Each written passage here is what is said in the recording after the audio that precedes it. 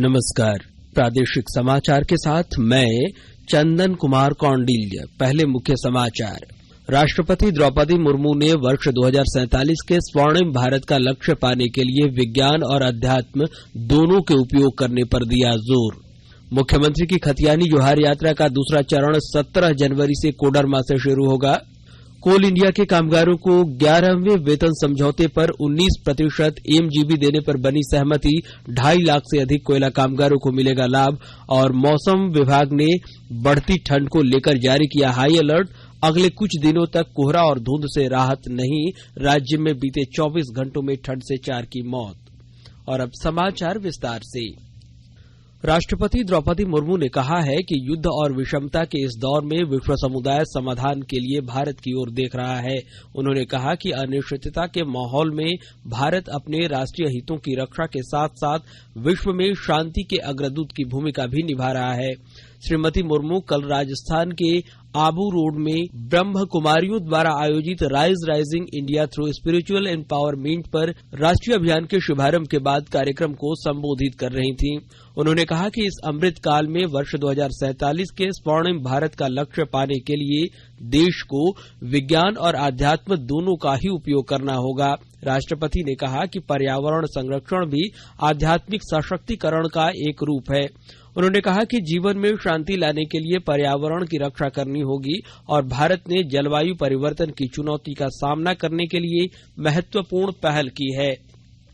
मुख्यमंत्री की खतियानी जोहार यात्रा का दूसरा चरण 17 जनवरी से कोडरमा में शुरू होगा। इस यात्रा की तैयारी को लेकर झारखंड मुक्ति मोर्चा की पार्टी के केंद्रीय कार्यालय में बैठक हुई। पार्टी के वरिष्ठ नेता विनोद कुमार पांडे ने कहा कि युवा मुख्यमंत्री हेमंत सोरेन के प्रति लोगों का लगाव और अभूतपूर्व उत्साह के कारण खतियानी जोहार यात्रा का पहला चरण सफल रहा।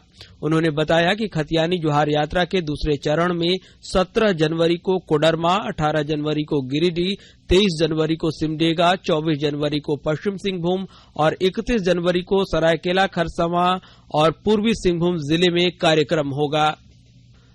इधर कोल इंडिया के श्रमिकों को वेतन में 19% मिनिमम गारंटी बेनिफिट एमजीबी का लाभ मिलेगा। 11वें वेतन समझौते को लेकर मंगलवार को जेबीसीसीआई की कोलकाता में हुई 8वीं बैठक में इस पर सहमति बनी। 1 जुलाई 2021 से बढ़े हुए वेतन का लाभ 2.5 लाख से अधिक कोयला कामगारों को मिलेगा।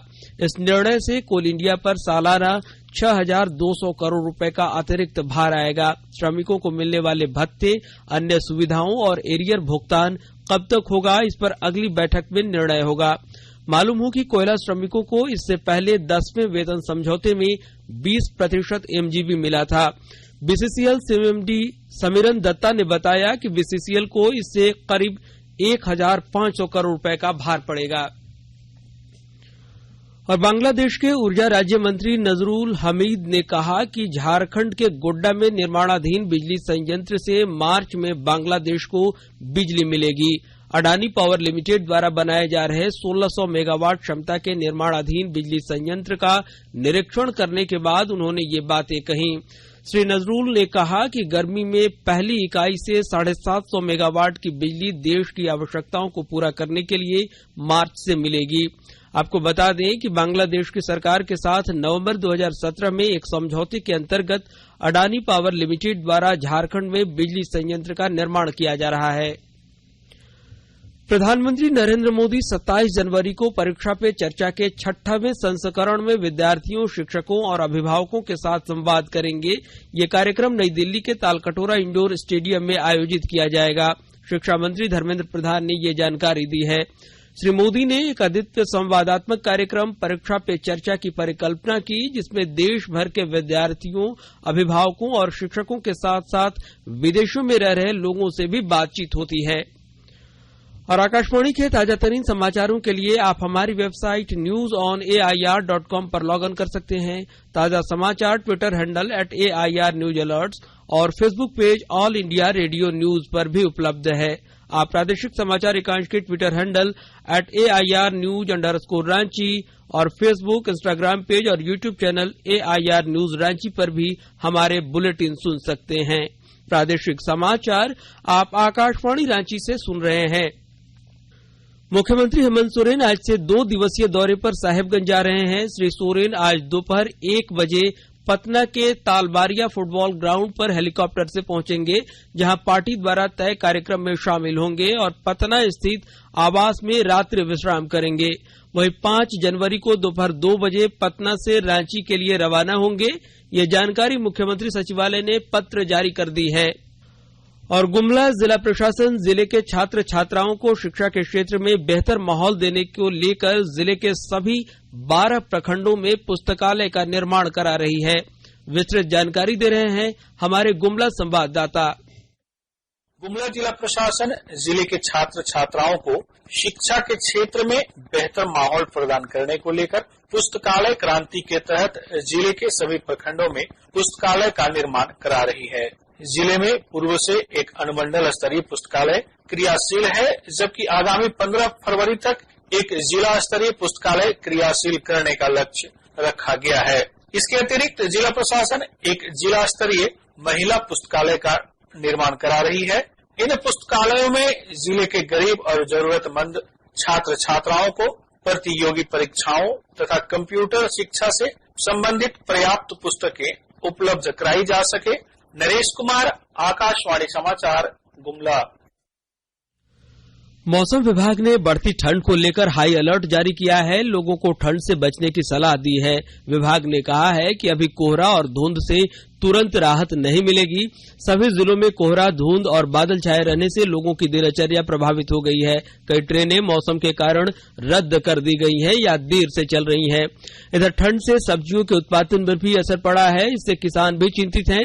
शीतलहर चलने से राज्य में बीते 24 घंटे में 4 लोगों की मौत की खबर है। पलामू में ही 3 लोगों ने ठंड से दम तोड़ दिया, जबकि रांची के बेड़ो में एक 42 वर्षीय व्यक्ति की मौत हो गई।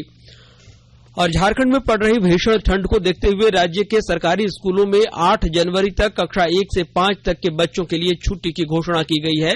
स्कूली शिक्षा व साक्षरता विभाग के सचिव के रवि कुमार ने मंगलवार को यह निर्देश जारी किया है। सचिव ने कहा है कि 9 जनवरी से इनके लिए पठन पाठन शुरू किया जाएगा। जारी निर्देश में कहा गया है कि इस दौरान बच्चों को मिड डे मील उपलब्ध कराया जाता रहेगा। शिक्षक विद्यालय के अन्य सभी कार्य करते रहेंगे।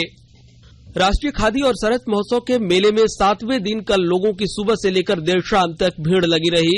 लोगों ने इस दौरान जमकर खरीदारी की। अच्छी बिक्री होने से अलग अलग राज्यों से आए बुनकर, कारीगर, हस्तशिल्पकार काफी उत्साहित हैं। स्टॉल धारकों का कहना है कि कोरोना संक्रमण के बाद आर्थिक रूप से सबल बनने में ये महोत्सव कारगर साबित होगा।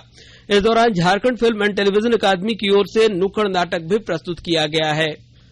क्रिकेट में भारत ने कल रात मुंबई के वानखेड़े स्टेडियम में 3 मैचों की श्रृंखला के पहले T20 मुकाबले में श्रीलंका को 2 रनों से हरा दिया। 163 रन के लक्ष्य का पीछा करते हुए श्रीलंका की टीम 160 रन पर ही ऑल आउट हो गई। पहले बल्लेबाजी करते हुए भारत ने 5 विकेट के नुकसान पर 162 रन बनाए। वहीं T20 सीरीज में ऑलराउंडर हार्दिक पांड्या को भारतीय टीम का कप्तान बनाया गया है। नियमित कप्तान रोहित शर्मा चोट के कारण खेल से बाहर है, जबकि अनुभवी बल्लेबाज विराट कोहली और केएल राहुल को टीम में शामिल नहीं किया गया है। और अब अखबारों की सुर्खियां। रांची से प्रकाशित लगभग सभी अखबारों ने कोयला कामगारों का 11वां वेतन समझौता पर सहमति बनने की खबर को प्रमुखता से प्रकाशित किया है। इसके अलावा इन खबरों को भी प्रमुखता दी गई है।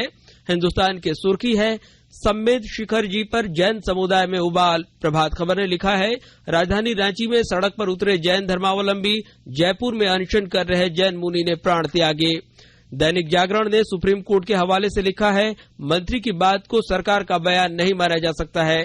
दैनिक भास्कर ने पूजा सिंघल को सुप्रीम कोर्ट से अंतरिम जमानत मिलने की खबर को पहले पेज पर प्रकाशित किया है। वहीं अंग्रेजी अखबार हिंदुस्तान टाइम्स ने भारत जोड़ो दिल्ली के बाद उत्तर प्रदेश में प्रवेश करने की खबर को पहले पेज पर जगह दी है। टाइम्स ऑफ इंडिया ने G20 मुद्दे पर सुप्रीम कोर्ट के प्रिंस चार्ल्स से फोन पर बातचीत की खबर को पहले पेज पर जगह दी है। और अंत में मुख्य समाचार एक बार फिर। राष्ट्रपति द्रौपदी मुर्मू ने वर्ष 2047 के स्वर्णिम भारत का लक्ष्य पाने के लिए विज्ञान और अध्यात्म दोनों के उपयोग करने पर दिया जोर। मुख्यमंत्री की खतियानी जोहार यात्रा का दूसरा चरण 17 जनवरी से कोडरमा से शुरू होगा। कोल इंडिया के कामगारों को 11वें वेतन समझौते पर 19% एमजीबी देने पर बनी सहमति। 2.5 लाख से अधिक कोयला कामगारों को मिलेगा लाभ। और मौसम विभाग ने बढ़ती ठंड को लेकर जारी किया हाई अलर्ट। अगले कुछ दिनों तक कोहरा और धुंध से राहत नहीं। राज्य में बीते 24 घंटों में ठंड से 4 की मौत।